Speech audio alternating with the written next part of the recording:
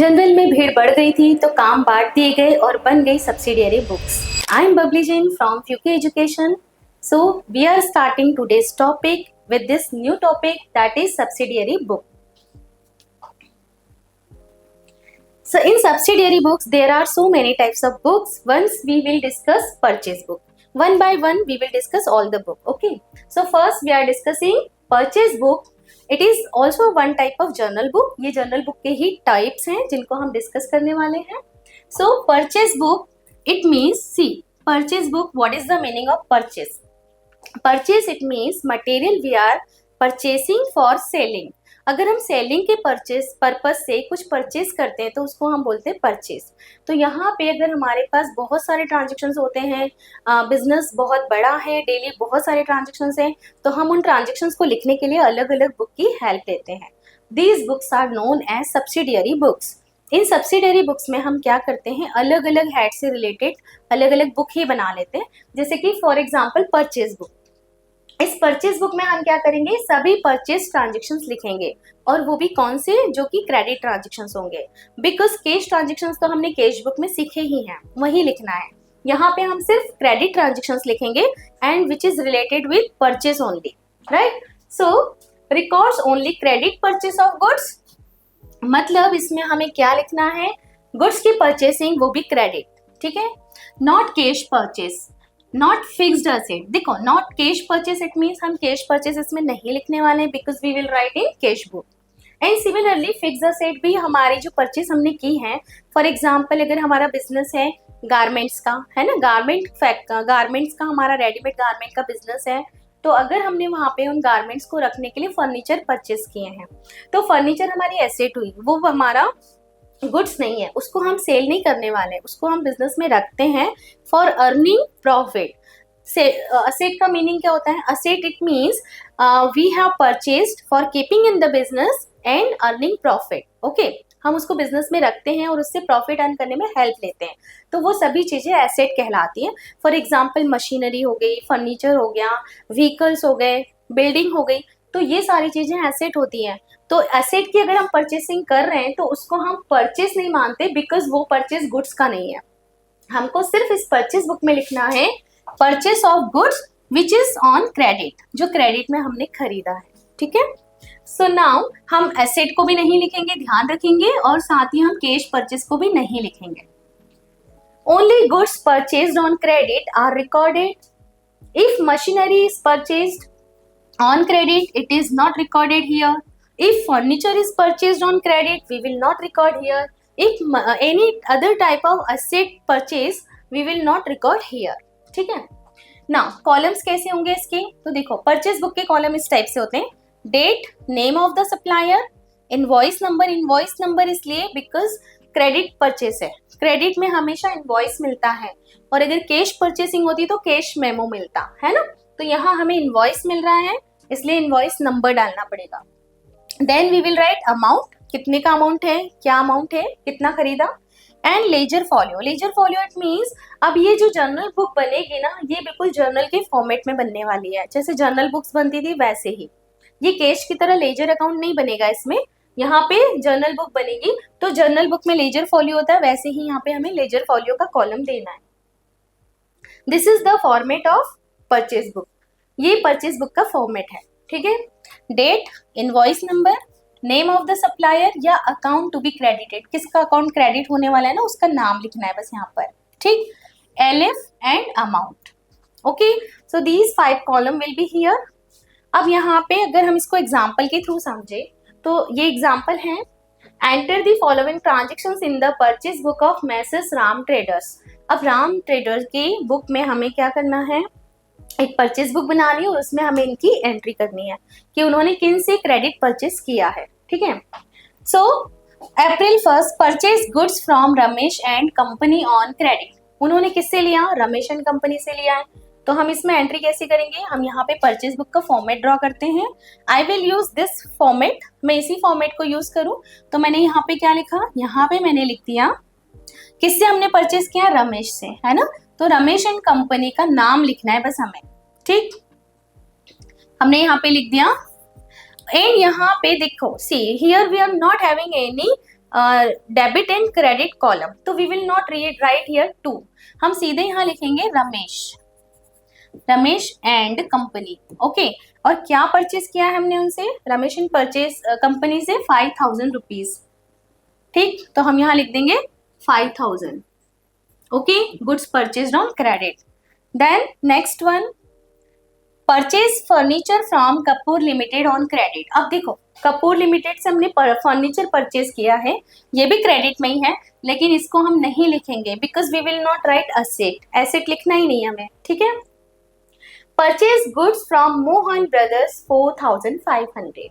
हाँ, ये हम लिखेंगे बिकॉज यहाँ पे नेम दिया है और लिखा तो नहीं है कि कैश या क्रेडिट, बट नेम दिया, इट मीन्स ये क्रेडिट ही होगा, तो हम इसको लिख लेंगे अपनी बुक में।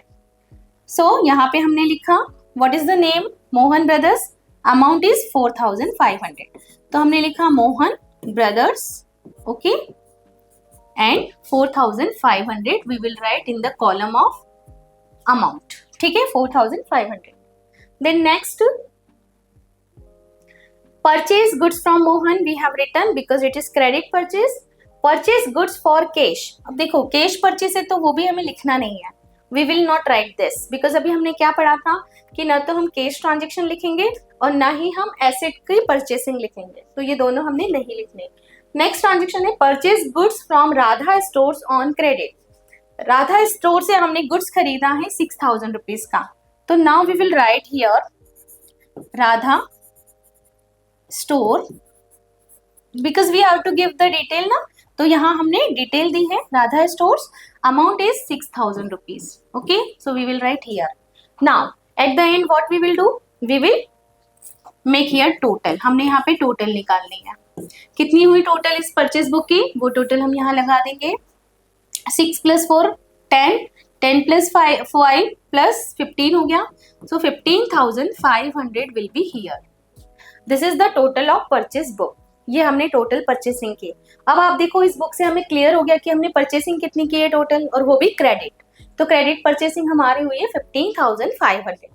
This is the benefit of this book, जिससे हमको क्लियर पता चल जाता है कि टोटल क्रेडिट परचेस हुआ कितना। ठीक है, इसमें कोई और ट्रांजेक्शन लिखा ही नहीं है, तो हमको सीधे सीधे डिटेल मिल जाती है परचेस की। Now so this is about the purchase book, ये एग्जांपल हमने सॉल्व कर लिया। Okay, now here purchase return book. So what is the purchase return? Purchase return means suppose आपने परचेस किया क्रेडिट में, okay, and if suppose you are not satisfied with the material or quality of material, so you will return it, आप return कर सकते हो उसको, तो that also you have to record anywhere। उसके लिए हम क्या बनाएंगे, परचेस रिटर्न बुक बनाएंगे। इस परचेस रिटर्न बुक का मतलब होता है return outward book. Return outward it means जो आपने बाहर भेज दिया, मतलब खरीदा हुआ सामान अगर आपने वापस रिटर्न कर दिया तो उसको बोलोगे आप रिटर्न आउटवर्ड, क्योंकि वो बिजनेस से बाहर जाएगा, है ना। इस तरीके से आप याद रखना इसको हम परचेस रिटर्न बुक भी बोलेंगे या रिटर्न आउटवर्ड बुक भी बोलेंगे। Now records goods return to supplier that were earlier purchased on credit. इसमें इस रिटर्न आउटवर्ड बुक में या परचेस रिटर्न बुक में आप कौन सा ट्रांजेक्शन लिखोगे, वही ट्रांजेक्शन लिखोगे जो परचेस से रिलेटेड थे। और किस टाइप के परचेस, परचेज्ड ऑन क्रेडिट। अगर आपने कोई क्रेडिट परचेस किया था ना, वही अगर आप रिटर्न कर रहे हो तो इस बुक में लिखना। ओके, कैश परचेस रिटर्न कर रहे हैं वो इस बुक में नहीं आता, इसमें सिर्फ क्रेडिट परचेस आता है जो आप रिटर्न कर रहे होते हो। ओके, तो मतलब जो अभी हमने यहाँ लिखा ना, मतलब इस बुक में जो लिखा, राइट, इस बुक में जो हमने ट्रांजेक्शंस लिखे, इन्हीं में से अगर हमने कुछ रिटर्न किया तो ही हम अपनी परचेस रिटर्न बुक में लिखेंगे, राइट। नाउ व्हाई रिटर्न क्यों करना पड़ता है? See, due to reason like damage, suppose goods damaged, okay, wrong quantity, आपने जितना मंगाया उससे कम भेज दिया या ज्यादा भेज दिया, तो ज्यादा भेजोगे तो आप रिटर्न कर दोगे, है ना। Poor quality it means suppose quality material की अच्छी नहीं है, आपको पसंद नहीं है, तो आप क्या करोगे, because of poor quality you will return it. See here you will get the reason, आपके पास रीजन होने चाहिए, है ना। ऐसा नहीं कि अपनी मर्जी हुई तो हमने रिटर्न कर दिया। We have to give proper reason that why we are returning the goods. हम रिटर्न क्यों कर रहे हैं उसका हमें रीजन देना पड़ेगा, तो इनमें से कोई भी रीजन हो आप रिटर्न कर सकते हो, राइट। Uses debit note. अब इस रिटर्न करने के टाइम पे क्या होता है, हमें डेबिट नोट एक यूज करना पड़ता है। डेबिट नोट क्यों? बिकॉज हम यहाँ पे कस्टमर को या सप्लायर को मटेरियल रिटर्न कर रहे हैं, तो रिटर्न कर रहे हैं तो उसको मिल रहा है, और मिलने वाले को यानी कि जो रिसीव करता है उसको क्या करना होता है, डेबिट। तो हम यहाँ पे उसको डेबिट करते हैं, इसलिए एक डेबिट नोट के थ्रू इसको रिटर्न कर दिया जाता है। ठीक है, this is the format of purchase return book. देखो फॉर्मेट तो वही रहेगा जो परचेस बुक का था, इन सभी सब्सिडरी बुक का फॉर्मेट सेम रहेगा, कॉलम सेम रहेंगे, बस थोड़ा बहुत चेंजेस होगा। यहाँ पे डेट का कॉलम डेट का कॉलम ही रहेगा, यहाँ पे डेबिट नोट नंबर आ जाएगा इनवॉइस नंबर की जगह। ठीक है, अभी हमने परचेस बुक में यहाँ पे इनवॉइस नंबर डाला था, यहाँ पे हम डेबिट नोट नंबर डालेंगे। डेबिट नोट नंबर क्यों? बिकॉज मैंने अभी बताया कि एक डेबिट नोट भी दोगे आप सप्लायर को कि भाई हम आपको रिटर्न कर रहे हैं मटेरियल, तो यहाँ पे डेबिट नोट नंबर आएगा। नेम ऑफ सप्लायर आएगा जिसको हमने क्या करना है, डेबिट करना है। ओके, LF मतलब लेजर फॉलियो, और अमाउंट का कॉलम अमाउंट ही रहेगा। Okay, so this type of column will be there. ये एग्जाम्पल है, इसी एग्जाम्पल को हम उसी फॉर्मेट में करते हैं। Enter the following in the purchase return book of messrs Rahul traders. तो हम राहुल ट्रेडर्स की एक परचेस रिटर्न बुक बनाएंगे, उस परचेस रिटर्न बुक में ये ट्रांजेक्शन हम लिखेंगे। Suppose I will write here, मैं यहीं पे लिख लेती हूँ। So see first column is for column date then debit note. Okay, तो हमने यहाँ पे क्या लिखा, डेट लिख लिया, देन डेबिट नोट का कॉलम बना लिया, देन इसके बाद हमने सप्लायर का नेम लिखेंगे। Okay, this is the name of supplier column, and LF here, LF and here amount. Okay, wait, LF and this is the column of amount. ठीक, here we will write name of supplier. ठीक है, name of supplier. So first we will write this transaction April 2 return goods to Ramesh and company because of damaged. Okay, तो आप यहाँ पे लिख लो Ramesh and company, बस जिसका नाम लिख रहे हैं ना, जिसको रिटर्न किया उसका नाम लिखना है, Ramesh and company, amount is 2000। Okay, date आप यहाँ डाल दो April 2। Okay, then April 5 return furniture to Kapoor limited. अब कपूर लिमिटेड को हमने क्या रिटर्न किया है, फर्नीचर। फर्नीचर रिटर्न की इसमें इंफॉर्मेशन देनी है क्या? नहीं, बिकॉज ये परचेस ही नहीं था, तो इसको परचेस रिटर्न में काउंट भी नहीं करना है। Okay, so leave it. Return goods to Mohan brothers, Mohan brothers को मटेरियल वापस किया है ना, तो इसको हम लिखेंगे 1500 Mohan brothers, Mohan brothers. Then return goods, return cash purchase goods, cash purchase को रिटर्न किया, we will not write it, इसको भी नहीं लिखना है हमें। Why we will not write it? Because it is cash purchase. अब कैश परचेज हमने जब परचेज रिटर्न परचेज बुक में ही नहीं लिखा, तो हम परचेस रिटर्न में भी इसको नहीं लिखेंगे। We will write only credit purchase return. Okay, so now this is done. यहाँ पे हम टोटल लगाएंगे हमारी परचेस बुक की। Here we will write total. अब टोटल का अमाउंट का कॉलम हमारा बन गया 3500। So total we have done 3500 purchase return only. Okay, so this is about this book. Next we will discuss, this is purchase return book we have done. Now sales book. देखो purchase का opposite क्या होता है, cell, right? तो अब हम sales की बात करेंगे। अभी परचेस किया था, मटेरियल आया था और कैश गया था, या फिर क्रेडिट में परचेस किया था। ठीक है, अब हमारे पास क्या होगा, सेल्स बुक में मटेरियल हम सेल करेंगे, और वो भी किस में, क्रेडिट में। Records only credit sale of good, जो भी हमारी क्रेडिट सेल्स होगी वो हम इसमें लिखेंगे, और वो भी किसकी, only goods, not any other thing. मतलब अगर हमने कोई एसेट सेल की वो हम इसमें नहीं लिखने वाले हैं, है ना। कैश सेल्स और are recorded in the cash book, not here, क्योंकि हमें पता ही है कि कैश सेल्स तो हम कहाँ लिखेंगे, कैश बुक में लिखेंगे, तो इसलिए इसको तो हमें लिखना नहीं है। Okay, sale of asset like furniture, वो भी हमें इसमें नहीं लिखना, बिकॉज वो एसेट है, एसेट की सेलिंग भी हम इसमें नहीं दिखाते। ठीक है, तो कैश सेल नहीं दिखाना, एसेट सेल भी नहीं दिखाना है। Okay, now column, similar column will be there, वही कॉलम रहेंगे, date, name of the customer, invoice number, amount, ledger folio. मतलब जो आपने परचेस बुक के कॉलम देखे थे वही कॉलम सेल्स बुक के रहेंगे। Okay, so this is the format of sales book. Date, invoice number, name of the customer and LF and amount. Amount to be debited मतलब कौन सा अमाउंट डेबिट हुआ है ना वो हमको लिखना है यहाँ पे। अकाउंट टू बी डेबिटेड, ठीक है, जिसमें किस अकाउंट को हम डेबिट कर रहे हैं। Now this is the example, we will solve it. Sold goods on credit to Ramesh 6000। देखो अभी हम इसी में कर लें, इसी फॉर्मेट में। सेल क्या किया है हमने, सेल बुक किसकी बनानी है हमको, ये बुक बनानी है हमको मैसेस अमन ट्रेडर्स की। तो हम यहाँ लिखेंगे अमन ट्रेडर्स, नाम ऊपर लिख सकते हो आप, जिससे आपको पता चले कि आप बुक किसकी बना रहे हो, है ना। फिर हम यहाँ पे आप पार्टीज के नेम लिखेंगे, जैसे कि रमेश है ना, रमेश को सेल किया है ऑन क्रेडिट 6000। तो हम यहाँ लिख लेंगे रमेश 6000 बिकॉज मटेरियल सेल किया है वो भी क्रेडिट में। Then sold furniture on credit to Ravi. अब फर्नीचर की सेलिंग तो हमें लिखनी ही नहीं है बिकॉज फर्नीचर को एसेट मानते हैं ना, तो एसेट तो यहाँ लिखना नहीं है। Sold goods to Mohan brothers for cash, ये भी हम नहीं लिखेंगे because it is cash sale, तो कैश सेल्स को भी नहीं लिखना है। Sold goods on credit to Suresh, ये हम लिखेंगे 4500। Okay, so 4500 we will write here. Suresh, किसको सेल किया है, सुरेश। देखो account to be debited, what is the meaning of debited here.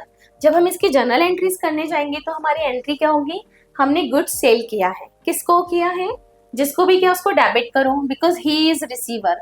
अब जैसे रमेश को किया तो रमेश क्या है, रिसीवर है, तो हम यहाँ लिखेंगे रमेश डेबिट। और क्या किया हमने, सेल की है ना, सेल क्या है, इनकम, तो इनकम को क्रेडिट करते तो हम लिखते हैं टू सेल्स। तो जब हम सेल्स बुक बना रहे हैं तो हम उसका अपोजिट ट्रांजेक्शन लिखेंगे, मतलब ये। तो अब आप देख रहे हो रमेश को क्या करना पड़ा, डेबिट, तो हमने क्या लिखा, अकाउंट टू बी डेबिटेड, किसका, रमेश का, इसलिए उसको डेबिट किया। सेम हम करेंगे सुरेश के साथ, सुरेश डेबिट टू सेल्स, तो सुरेश को यहाँ पे डेबिट में लिखा। ओके, नाउ टोटल इज 10,500, तो this is the total of sales book. Okay, now next, sales book हो गई कंप्लीट हमारी। अब हम करेंगे next which is sales return book. Suppose जो मटेरियल हमने सेल किया था अगर वो वापस आता है हमारे पास, क्रेडिट सेल वापस आ जाता है, रीजन वही होंगे, due to damage, due to not up to the mark of quality के बेसिस पे सही नहीं था, जो भी रीजन होंगे उसके बेसिस पे अगर सपोज सेल किया हुआ मटेरियल वापस आता है तो उसको बोलते हैं सेल्स रिटर्न। और in that transactions we will write in sales return book, जिसको हम रिटर्न इनवर्ड बुक भी बोलते हैं बिकॉज इनवर्ड का मतलब क्या होता है, अंदर आना, तो ये बिजनेस में आ रहा है इसलिए हम इसको लिखेंगे सेल्स रिटर्न या return inward book. Okay, records goods return by the customer, ये क्या है, return by the customer, customer से हमें रिटर्न हुआ है। Okay, that were earlier sold on credit, जो हमने पहले सेल किया था क्रेडिट में वो वापस आ गया, उसकी एंट्री करेंगे। ड्यू, अब रिटर्न क्या होता है, ड्यू टू डैमेज या रॉन्ग आइटम आपने सेंड कर दिया, आपने दूसरा कुछ भेज दिया, जो उन्होंने मंगाया था वो नहीं भेजा, मतलब इस तरीके से कुछ भी हो सकता है, तो इस टाइप के ट्रांजेक्शन्स में वापस वो रिटर्न हो जाता है मटेरियल। यूजेस क्रेडिट नोट, हम यहाँ पे क्रेडिट नोट यूज करेंगे, क्यों, क्योंकि send to the customer to acknowledge the return, हम यहाँ पे क्रेडिट नोट इसलिए भेजेंगे साथ में जिससे कि कस्टमर को ये पता चल जाए कि हमने उसके रिटर्न की एंट्री कर ली है हमारी बुक में, और उसको हम क्रेडिट नोट के थ्रू बताएंगे कि भाई हमने आपको क्रेडिट कर दिया। क्रेडिट मतलब आपको हमने ये शो कर दिया कि अब हमें आपसे लेना बाकी नहीं है, लेना बाकी होता तो हम आपको डेबिट करते हैं, यहाँ पे हमने आपको क्रेडिट कर दिया, मतलब अब आपसे हमको इसका अमाउंट नहीं लेना है। Okay, so this is credit note. Now this is the format of sales return book. ये जो फॉर्मेट है ये जस्ट अपोजिट है किसका, परचेस रिटर्न बुक का। परचेस रिटर्न में हमने देखा था डेट का कॉलम, क्रेडिट नोट, यहाँ पे हमने डेबिट नोट लिखा था, यहाँ हम लिखेंगे क्रेडिट नोट। वहां हमने लिखा था नेम ऑफ द सप्लायर, यहाँ लिखेंगे हम नेम ऑफ द कस्टमर, ठीक है। वहां हमने लिखा था अमाउंट टू बी डेबिटेड, यहाँ हम लिखेंगे अमाउंट टू बी क्रेडिटेड, बस इतना ही डिफरेंस है, बाकी के सेम कॉलम रहेंगे। अब इसका एग्जाम्पल देखते हैं। क्वेश्चन है, enter the following in the sales return book of messrs Arjun traders. Arjun traders की बुक में, सेल्स रिटर्न बुक में इनकी एंट्री करो। ओके, क्या है first transaction? Ramesh return goods worth ₹1000 sold on credit. Ramesh ने रिटर्न किया, ठीक है। अब हम इसको कैसे एंट्री करें? यहाँ पे हम लिख दें रमेश क्या रिटर्न किया उसने? ₹1000 का मटेरियल, तो हमने लिख दिया ₹1000। ओके, ऑलरेडी हमने यहाँ लिखा हुआ है सेल्स रिटर्न बुक, ठीक। बाकी यहाँ पे नाम किसका लिखना है? नेम ऑफ द कस्टमर, जिसने रिटर्न किया होगा उसका नाम लिखते जाओ बस अब आप। फिर है रवि रिटर्न फर्नीचर, फर्नीचर की एंट्री तो होगी नहीं। मोहन रिटर्न गुड्स वर्थ ₹1200, इसकी एंट्री होगी। मोहन ने कितना माल लौटाया है? 1200 का, तो we will write here Mohan 1200। Next, Rajesh return cash sale goods worth ₹500। अब देखो कैश सेल है, कैश सेल को तो हमें सेल्स बुक में ही नहीं लिखा था, तो सेल्स रिटर्न में भी नहीं लिखना है, इसलिए हम इसको भी नहीं लिखेंगे। हमें सिर्फ ये वाला ट्रांजेक्शन लिखना था और ये वाला लिखना पड़ेगा, ठीक है। तो हमने लिख दिया। Now we will get the total here, so total will be 2200। This is the total of sales return book, or we can say return inward book. So this is done. All the books are having similar pattern, similar process of entering the transactions. बस थोड़ा बहुत उनमें difference है, otherwise they are same. Okay. So these are subsidiary books. जब transactions बहुत ज़्यादा हों तो smart accountant subsidiary book use करते हैं। आपको वीडियो पसंद आया है तो हमारे चैनल को लाइक एंड सब्सक्राइब कीजिए और जुड़िए फ्यूके एजुकेशन ऐप के साथ इन्हीं टॉपिक्स को डिटेल में पढ़ने के लिए। Thank you.